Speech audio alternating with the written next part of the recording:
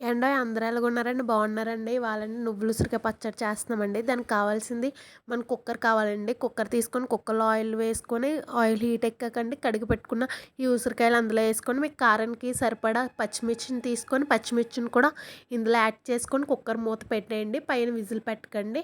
ఒక 10 మినిట్స్ వరకు మూత అయితే ఓపెన్ చేయకండి. చిటపటలు సౌండ్లు వస్తూ ఉంటాయి. అప్పుడు మీరు మధ్య మధ్యలో కుక్కర్ ఎడ్జెస్‌ని పట్టుకొని కదుపుతూ ఉండండి. 10 నిమిషాల తర్వాత బాగా మగ్గిపోతాయండి. దానికి మనం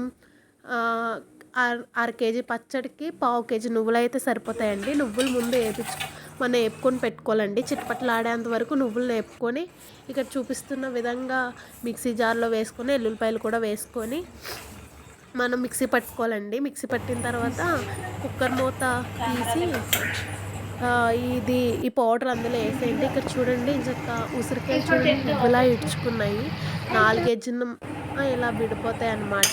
సో అప్పుడు సాల్ట్ వేసి ఇక్కడ చూపిస్తున్న విధంగానే ఆ పేస్ట్ని ఇందులో వేసి సిమ్లో పెట్టి బాగా కలుపుకోవాలన్నమాట.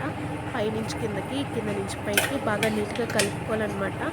తర్వాత ఇంకో మూకుట్లో ఆయిల్ వేసుకోండి. మీ పచ్చడికి సరిపడినంత ఆయిల్ వేసుకొని ఇక్కడ చూపిస్తున్న విధంగా బాగా కదుపుకోండి. ఇందులో అయితే ఆయిల్ తక్కువగానే వేసారు. ఉసిరికాయలు వేసుకుంటే చాలు. ఇందులో పచ్చడికి సరిపోయినంత ఆయిల్ వేసుకొని ఆయిల్ హీట్ ఎక్కాక పోపు దినుసులు వేసుకోవాలండి. ఆవాలు వేసుకోవాలండి.